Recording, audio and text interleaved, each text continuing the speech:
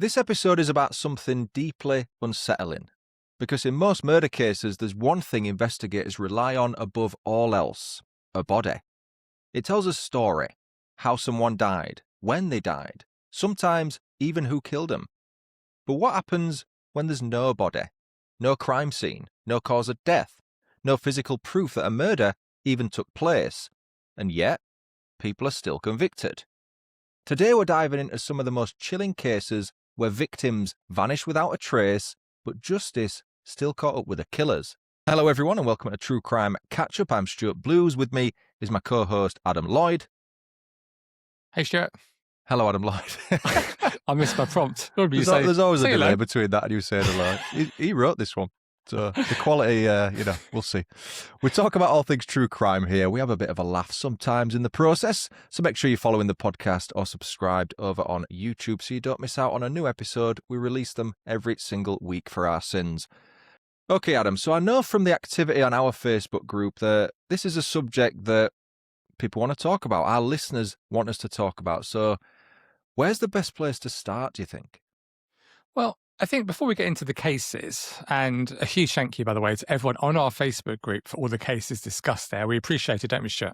Big time, big time. Yeah, let's take a look at the law first. Now, as you know, Stuart, despite me being incredibly knowledgeable, shall I pause here? Yeah, please. But I'm not a lawyer. So Never.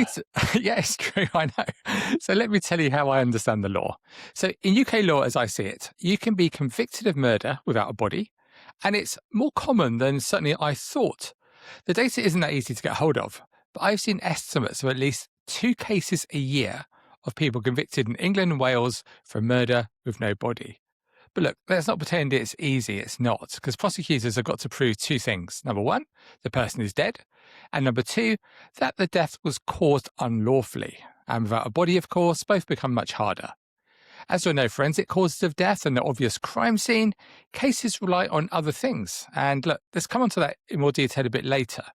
But I think it's fair to say that these cases often take years to build, and juries are asked to do something really uncomfortable: to convict somebody of murder without ever seeing proof that a murder even happened.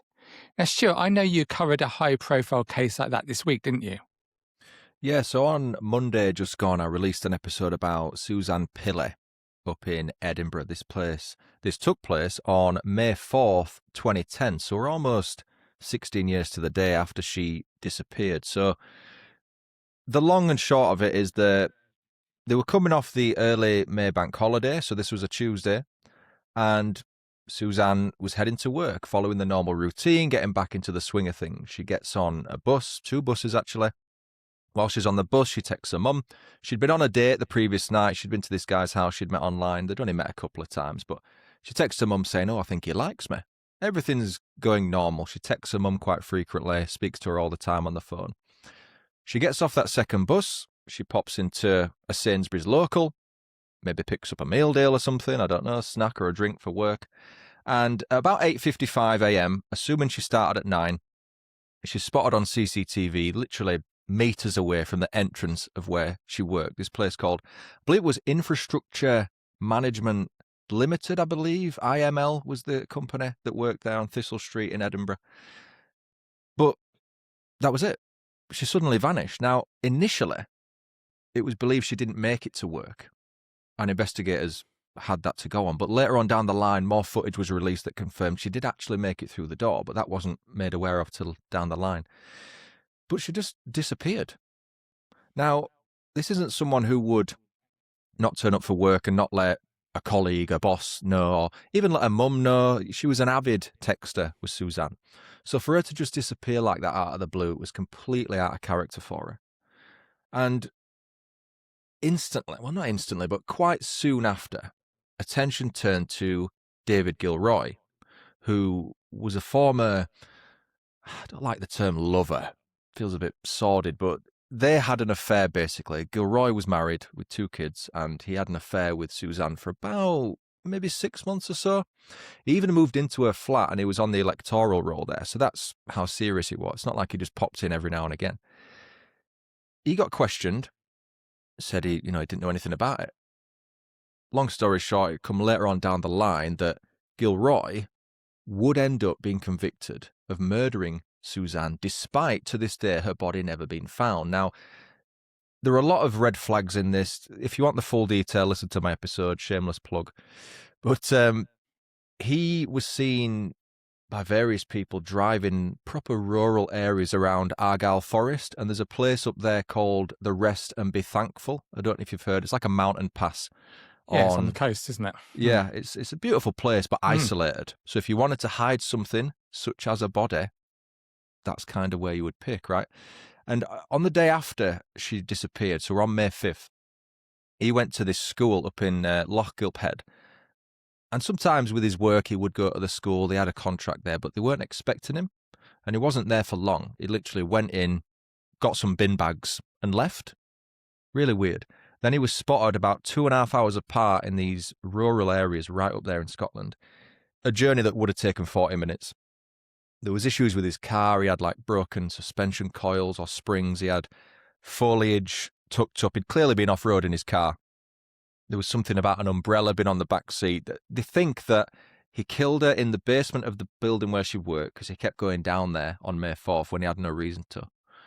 Put her in the boot of the car, drove her somewhere, dumped her body, and that was it. To this day, we don't know what the situation is, but I think the interesting part about this case, Adam, is the law change which came into effect. Suzanne's law came into effect end of March 2026. That's the nickname for it. Basically means if a killer is up for parole up in Scotland and they don't reveal the location of their victim's body, that must be taken into consideration when they're deciding whether or not to grant parole. It's not hard and fast, so it doesn't mean if you don't reveal the location you won't get parole. That's a common misconception, but it has to be taken into consideration. So it's not the best thing to come out of this case, but at least it's something. What gets me, though, is, like you say, that area where they believe that she was, her body is, it's wild, it's wet, it's windy, it's cold in winter. It must be horrible for a family sitting here now, thinking that she's out there somewhere, right? It is. I mean, and I'm doing the Sarah Payne episode this week as well, case, I should say, and it was similar with her before her body was found. Her parents were worried sick every night, wondering that she was out there alone. And even if more likely than not, it's pretty much confirmed that she's no longer with us, Suzanne. Even so, as a family, just knowing her body's out there. And it's also like Keith Bennett, the Moors murder victim, his body has still not been found. I think his mum's since passed away, but yeah, knowing that your loved one's body is out there, even if they're no longer with us, from a closure perspective, it must be horrible. Oh, absolutely. Absolutely. Yeah. There's another one that really sticks with me, Stuart. In fact, there were just so many. And go back to our Facebook group. There were so many cases that were brought up there that are familiar to many of our listeners today. So some of these names will sound familiar. Leah Ware, April Jones, Laura May, Jane Harrison, Susan Waring, Sarah Wellgreen, Bernadette Walker, Patricia Henry, Nicola Payne, Margaret Fleming, Arlene Fraser, and from Australia, the high-profile case of Matthew Leveson. But the one that really stands out for me, Stuart, is Helen McCourt, be familiar to many of our listeners, through the tireless work that her family have done to raise awareness and change the law. They've made a real difference. But the bare facts of the case are these. In 1988, 20-year-old Helen McCourt vanished after leaving work in Merseyside. She never made it home. Her handbag was later found abandoned with her personal belongings, keys, money, that sort of stuff, things she wouldn't leave behind. And suspicion quickly fell on a pub landlord nearby, Ian Sims, and witnesses placed Helen near his pub at the time that she disappeared. So forensic searchers in the end linked Helen to his car, but Sims is a nasty piece of work. He denied everything. His defence too was shocking. He claimed, get this, Stuart, he claimed somebody must have entered his flat, stolen his clothes, and dressed in them, and then attacked Helen. This person had then used his car to dispose of her body and then left his clothes where they would be found to incriminate him. And unsurprisingly, the jury convicted him and he was sentenced to life in prison, which is something, right? But his parents, his family, wanted Helen's body back so they could tend to the grave and say goodbye, all these natural human things. So in 2015, Helen's mum, Marie, made a She began a campaign to require convicted murderers to reveal the location of their victims' remains before being considered for parole. The campaign led to the introduction of what is known as Helen's Law in May 2019, and then it actually passed into law in November 2020 after Sims had been released from prison in February 2020. But Sims, he died in 2022, still didn't reveal the location of the body. And as we record this episode today, Stuart, what is it, April 2026? Mm-hmm. Helen's body hasn't been found. Now, I met Helen's mum Marie at CrimeCon a few years ago. I'm sure some of our listeners did as well. And it was so moving. Almost the whole audience was in tears, literally in tears by the end of her talk. It was the pain, the grief, and her determination, not just for her family, but for others. It was just so inspiring. But I suppose I came out of there thinking, just why won't killers give up the information? It's a strange one. I just want to clarify as well, anyone that's not from the UK, Helen's Law and Suzanne's Law, you might think, well, they're the same thing. But what you don't realise is that England and Wales has its own legal system. Scotland has its own legal system, as does Northern Ireland, right? So Helen's Law applies to England and Wales, Suzanne's Law to Scotland. It just came a few years down the line. But why don't killers give up the information? I mean, is it a power thing? The last form of power they have? Now, coming at this from the other angle, if we play devil's advocate, and there are a lot of people in the Suzanne Pilley case, specifically Gilroy's family, who say it's a massive miscarriage of justice, that he's innocent. And people say, in the comments on my Facebook post, they'll say, well, what if he is innocent? And it's a bit of a catch-22, because if you can't be released until you reveal the location of your victim's body, but you actually didn't kill them, well, then what? That's a bit of a weird one. But I think the people that are guilty, properly guilty, I'm not suggesting Gilroy isn't, I think it must be a power thing. Because by refusing to reveal the location, it keeps the case in the media's eye. The investigation's ongoing. Their name is in the papers still. And it's almost them saying, yeah, I'm still in charge here. You can't control me. Yeah, I see that. And I also see it, well, I've read that some see it as almost like a form of a continuation of the crime, Stuart, because they deliberately prolong the suffering for the families. And it can align, it said, with sadistic or narcissistic personality traits. So it's a real form of cruelty. I can see that as well, can't you? I can. And it's the same when people who are clearly guilty of crimes and they still plead not guilty, to then force the family and loved ones to hear the gruesome details of what they were gone through. Because again, it gives them some kind of sick satisfaction, some power, some control. It's pathetic, really, if we're being honest. But it's hard to understand these people's motivations when it's so far removed from what we're used to in normal society. But I mean, do they think if they then admit where the body was, that would perhaps not actually lead to, because it seems counterproductive. If you reveal where your victim's body is, then you're allowed to apply for parole.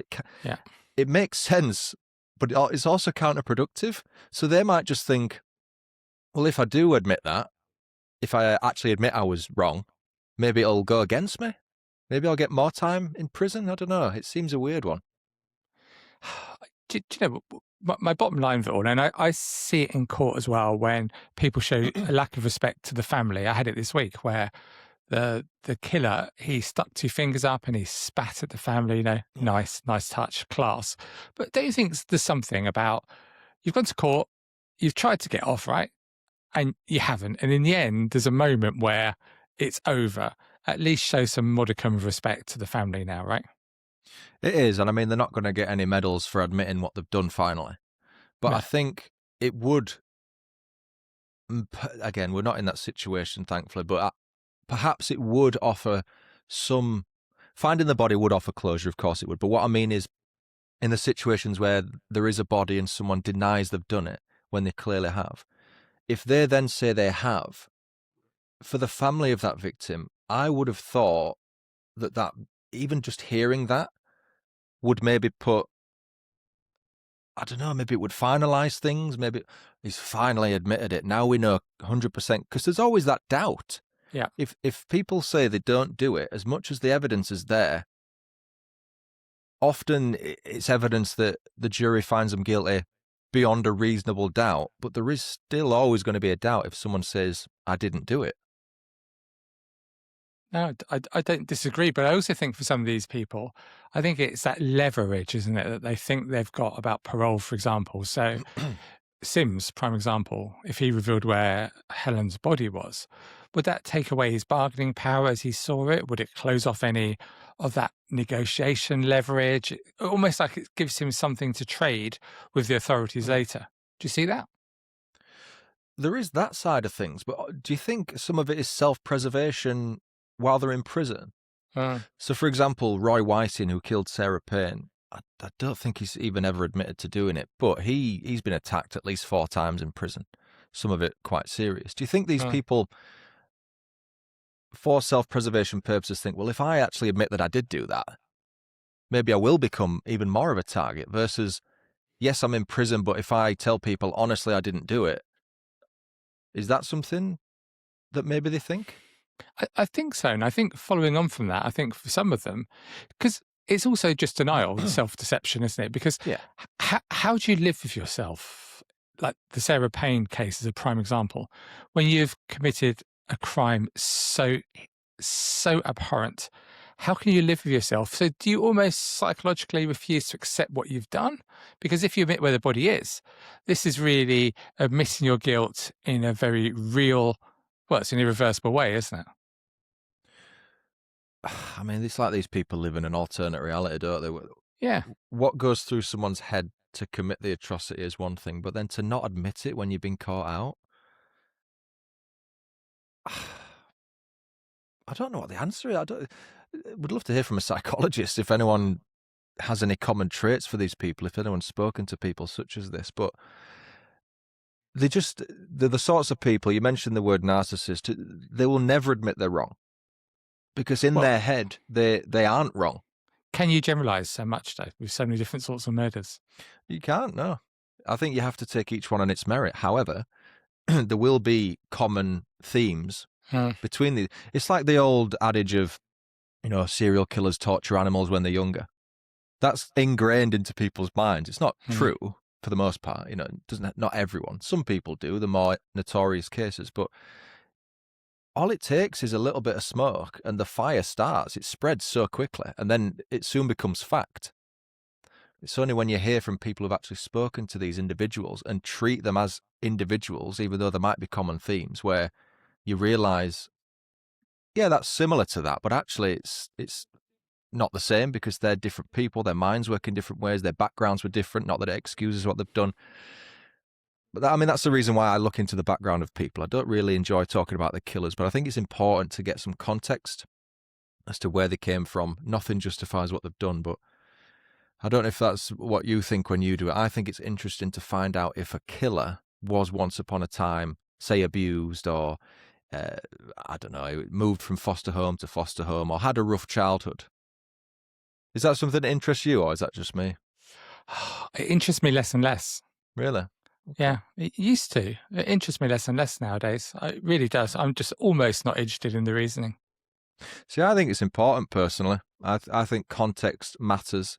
And again, I always say it's not to justify anything. Nothing can justify what these monsters do.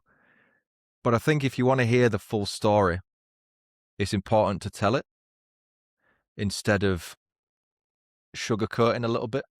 See what I mean? That's just my opinion.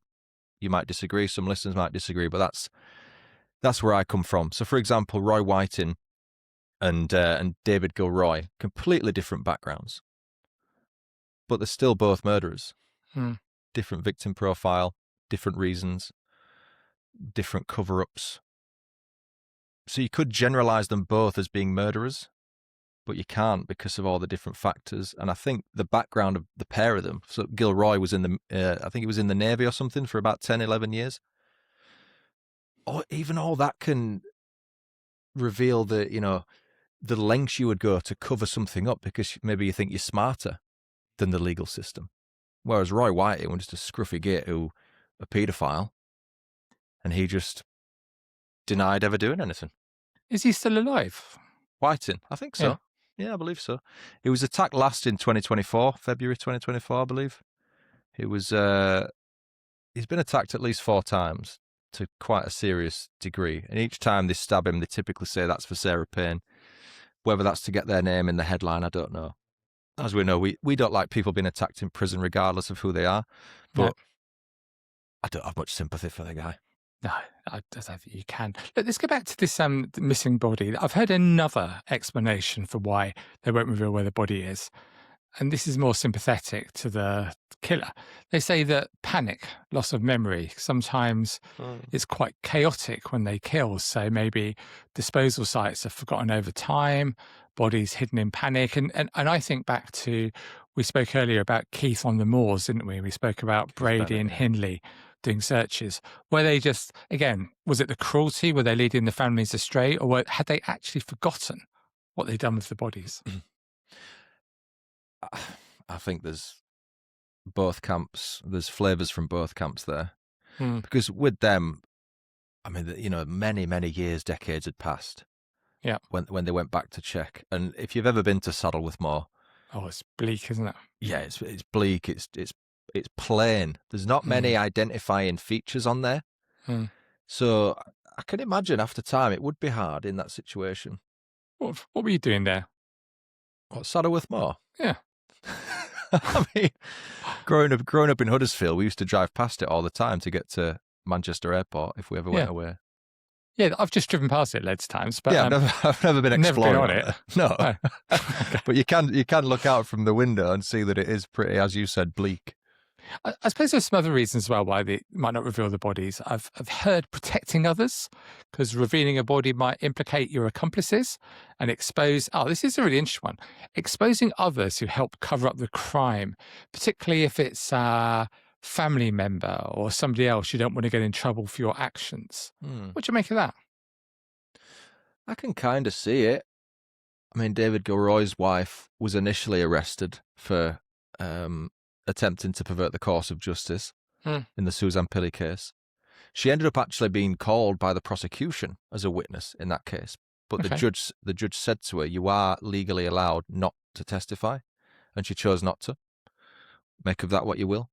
Maybe it is. I mean, Fred West, he wanted to take the full blame for everything and try and get Rose off the hook, didn't I? Know Harold Shipman, for example, when he killed all those women and men, I think there was men as well with Harold Shipman, lots of people, he waited. There's something about him waiting until he was a certain age before taking his own life so that his wife could get his pension, something like that. Is that right?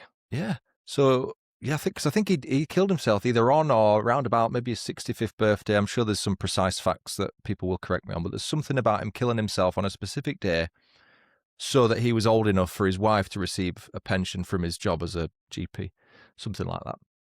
It makes you think, was his wife involved? Who knows? Well, look, maybe we're reading too much into this. Maybe actually it's just lack of empathy, right? At its core, many offenders simply don't care, couldn't care less about the impact on families. So it's absent, selectively switched off. So really, is this the clearest marker almost of being a psychopath? Yeah, but again, that's a term that's thrown out there willy-nilly. Pretty generalised term, isn't it, psychopathy? Because there's so many different conditions that have traits of, is psychopathy even an actual diagnosis? I think you have to have certain characteristics. Again, I'm not a psychologist.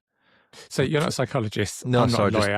I should have said that at the top of the episode. Sorry, I'm not a psychologist, but yeah. I thought you were sure. You're not trained in it.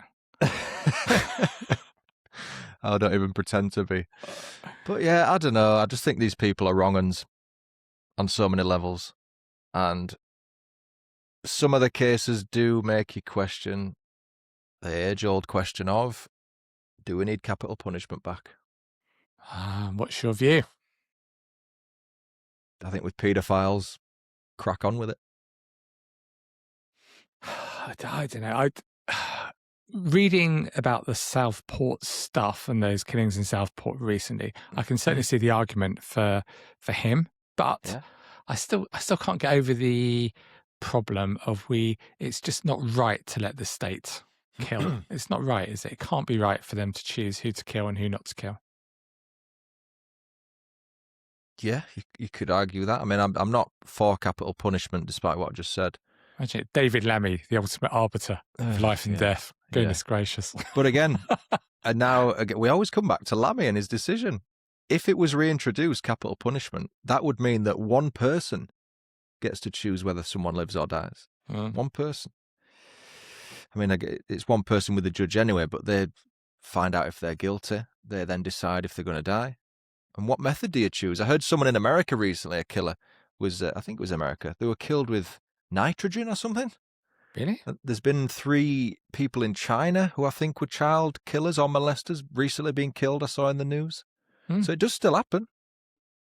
Goodness, I can't see it ever coming back here, can you? No, absolutely not. But I can understand the arguments for it. And I imagine if you or I were in a situation where something happened to one of our loved ones, children especially, then perhaps we would feel more strongly about it.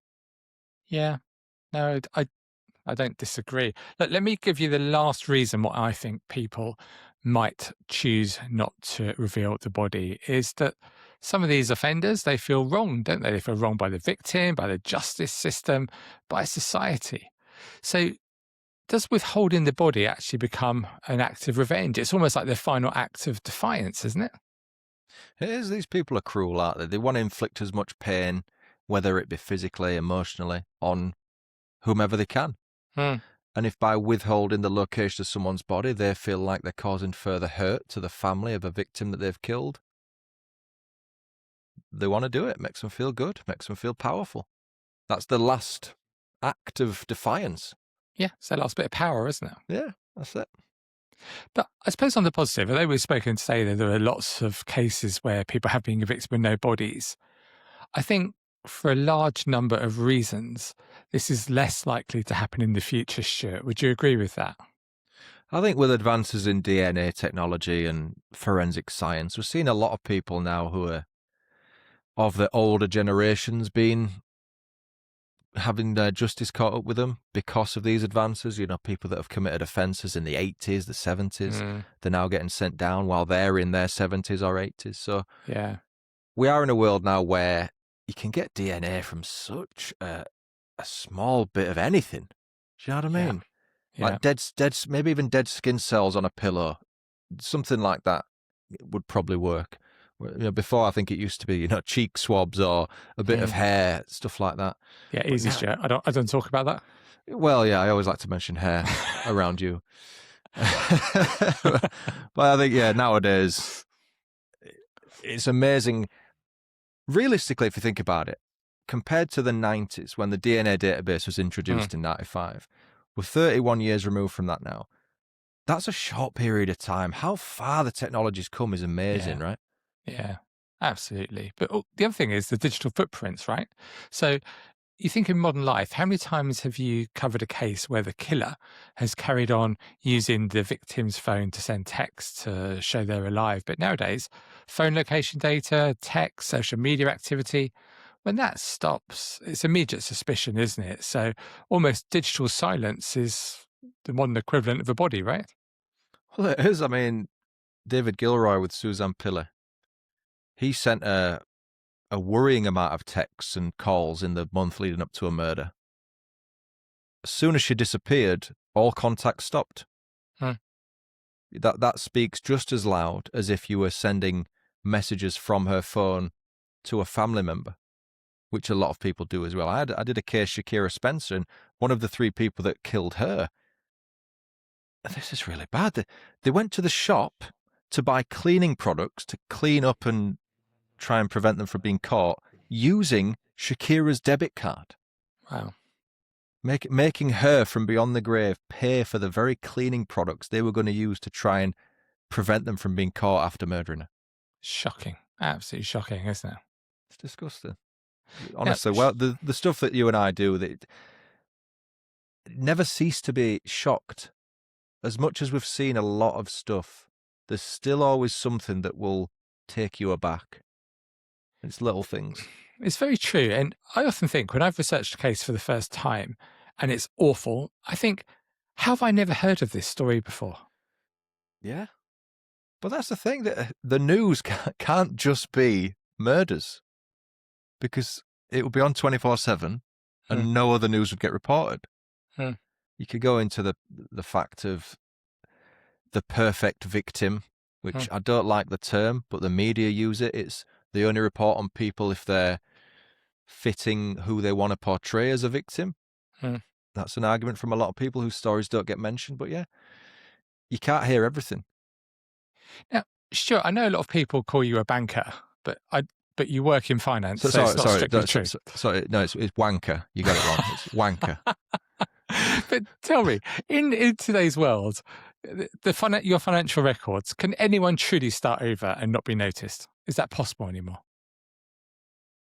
Well, that brings us back to the episode we did on witness protection, doesn't it? Because in theory, it must be possible. But again, it would make sense if you went into witness protection and you started a new identity. It would make sense to have someone carry on pretending to be you while you took up this new, so there was an overlap.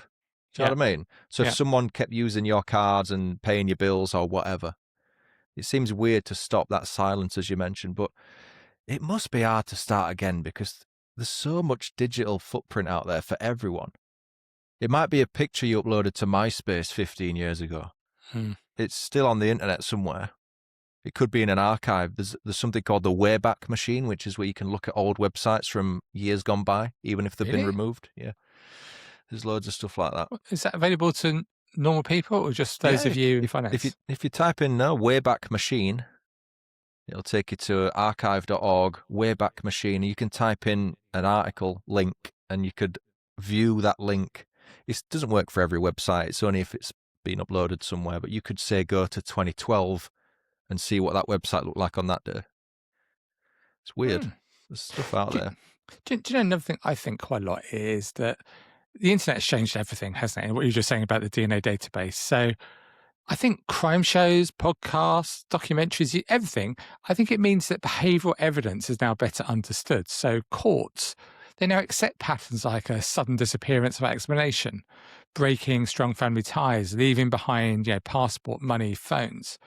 These help prove nowadays, I think, don't they? A disappearance is not voluntary. So we're actually interpreting human behaviour, aren't we? Yeah, and part of that in my real role is we will work with law enforcement if someone goes missing or if they're at risk to themselves or if someone's wanted for a crime. As a bank, assuming that person has an account with us, we can look at their transactions and it can give the police an idea of their movements. So we could say, they spent £10 in this shop, in this location on this date, and then they spent it. So they could, through their bank records, they could track this person's movements, assuming they've used their account, of course. The smarter people wouldn't. But it is interesting, stuff like that they do actually ring around. It's very casual. They ring round before any legal documentation's sent, and they'll just ask for an inquiry about this person's activity from this date to now. And if there's something there, you'll provide it. If there isn't, you won't. So it's all changing, isn't it? And I've read the argument that legal precedent has shifted as well. So courts are now more willing to accept circumstantial cases. So juries are more familiar with complex evidence, indirect proof. So I suppose the question is, Stuart, we've spoken a lot about juries, haven't we, about how much you trust them. But would you say they're now more comfortable convicting without certainty? You like to think not. But there's so many cases I see. Again, Suzanne Pilley, that was a majority verdict. I know there's been legal changes up in Scotland where I think that what's classed as a majority has changed now. Right. I think, forgive me if I'm wrong, but I believe now it means there has to be a 66% majority verdict, i.e. up there's 15 jurors, right? So it'd have to be 10 guilty, 5 not guilty. That's a majority. Before it may have been less. Maybe it was, 8-7? That's 15, isn't it? Maybe it was 8-7 before. Do you know what Tell I me mean? why we're finance, sure. Yeah. There's a calculator on the laptop. Yeah, maybe it was 8-7 before, but now it's 10-5. I don't know, but there are things changing like that. But even when you read these cases and you think, majority verdict, how on earth is it not unanimous? Yeah, shocking sometimes, isn't it? It is baffling. Yeah. But another thing I think that makes these nobody cases less likely in the future is surveillance is everywhere, isn't it? CCTV, doorbell cameras, everything. It can place suspects, key locations, disprove alibis. It's harder to disappear or make someone disappear. I mean, I covered a case a few weeks ago, and the guy took a body into his house, and then he carried it out at 2 a.m. in some sort of container, and he was caught by his neighbour's doorbell camera. That was the evidence. Yeah. It's everywhere, right? It is, but even that, saying that, that's great, but one camera? Really? Yeah. That was it? Just one? In There's this day and age? Other bits and pieces, but yeah, but that even was the main David piece. Gilroy, he, if the theory is correct, he transported Suzanne's body from the building to wherever he went and then returned again. But that was 2010, and there's not really that much CCTV footage that conclusively confirms that. Most of the evidence was circumstantial. So even as recently as 16 years ago, there's CCTV everywhere, but let's say you live on a street where no one's got a Ring doorbell that isn't well populated by CCTV cameras from shops or whatever. Is there such a thing where no one's got a Ring doorbell? Of course, I've not got one. Have you? No, you'd be surprised how many people don't have one. A friend of mine spoke to me this week. She's having a few issues at the moment, and she woke up in the morning and she looked at her Ring doorbell and she saw a guy literally in a mask was there with some sort of screwdriver doing something on her front door. Wow. She was terrified. She went to the police. They said, look, they think probably getting it ready for burglary later on that night. So she's absolutely terrified to go back home now. She's got a young child. Jesus. Bad, isn't it? That's not what you want to hear from the police, is it? No, it's not. I think we've really said, haven't we? There's lots of reasons here why it's going to be harder in the future. But I suppose the number one thing for me is the focus now is on proof of death and not the body. So prosecutors, they frame cases differently. They don't need a body, just need to show the person's dead, and it can be shown through all the things we've discussed: lifestyle disruption, circumstantial evidence, total absence of contact. Yep. So proving death without a body, is that still beyond a reasonable doubt?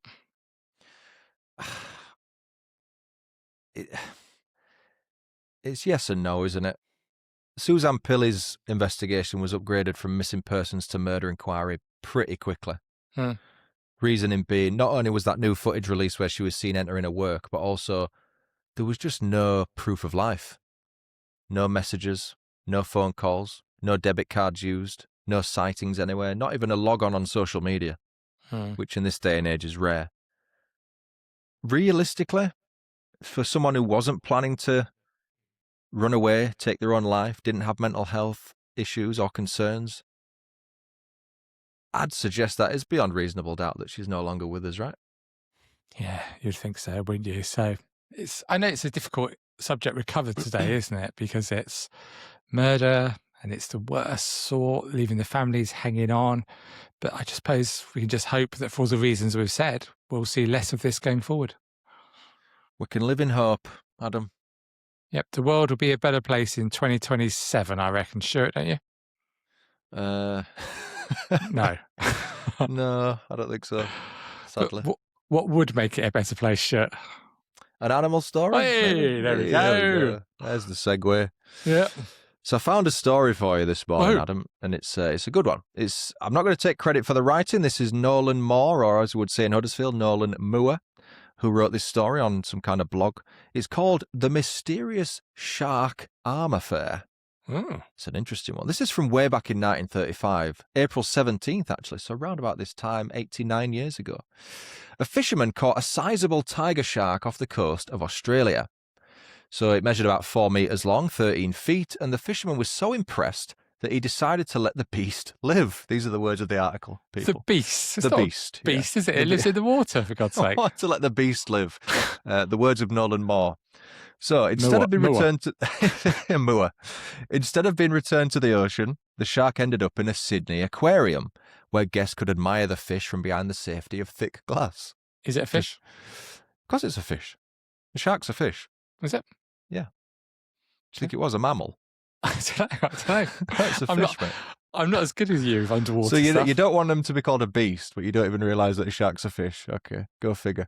So the curious onlookers were gathering around watching this beast swim. And it swam around in circles, which apparently is typical shark behaviour, but it's not like it's got anywhere else to go in a tank. On April 25th, everything changed. So the shark's in the tank, it starts freaking out. It's thrashing back and forth like it's having some sort of seizure. Nolan said some sort of deep sea seizure.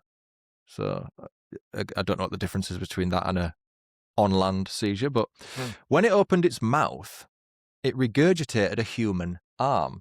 Ooh. And the arm was covered in a tattoo of two boxers having a fight. So weirdly enough, there was also a piece of rope tied around the wrist.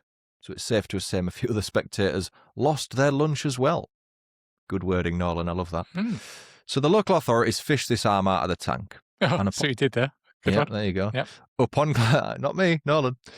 Upon closer inspection, they noticed the arm hadn't been bitten off. It had been chopped off. So in other words, whoever this waterlogged limb belonged to wasn't the victim of a shark attack. Instead, they believed they were the victim of a good old-fashioned murder. So thanks to the tattoo and the fingerprint analysis, officials determined that the arm belonged to a local boxer turned thug named Jim Smith. The last person to see Mr. Smith was a notorious forger by the name of Patrick Brady. These two were spotted playing cards one night, and Smith was never seen again after.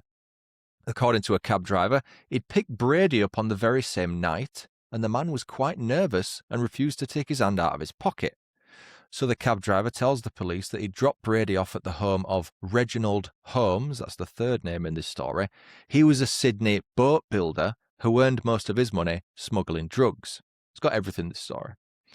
Word around town was that Holmes and Smith were involved in an insurance scam. Then afterwards, Smith had tried to blackmail Holmes. So hoping to protect his name, the theory goes that Holmes told Brady to take Smith out. If you're following this, well done, because I'm struggling. Take him out as in kill him, not take him to dinner, by the way. Right. After killing him, Brady supposedly chopped up his body, stuffed most of the corpse into a trunk or boot of a car, and tossed the evidence into the sea. Maybe it was a suitcase he means by trunk. I get confused with the term trunk. I think he means suitcase or bag. Threw it in the sea anyway. As for that arm, the cops arrested Brady. Holmes agreed to testify against the alleged murderer, claiming that Brady had shown up at his house with the arm in some macabre attempt to blackmail him, after which he then tossed it in the sea, apparently. But Holmes never got the chance to testify at trial because he was shot to death on the morning of the inquest. No one ever figured out who killed Holmes, and Brady was cleared of all charges. And as for the arm, who knows? Who's to say it was from a dead body? Maybe it had just been chopped off as some kind of punishment and used as leverage and blackmail. So all that, and there's no conclusion to the story, really? Not really, no. Oh, great. That's useful. Good, that, innit? Satisfying. Yeah. I'll tell you what, if you had to pay for that, I bet it cost you an arm and a leg. You're always fishing for laughs, aren't you? Oh, there we go. Right. That's all we have for you this week in this longer than normal episode because Adam was chatting shit or allowing me to chat shit, which we know people hate. So make sure you're following the podcast, subscribe on YouTube so you don't miss out on a new episode every single Wednesday, Tuesday night on YouTube if you want to watch it early. Thanks for catching up with us, people. Cheerio.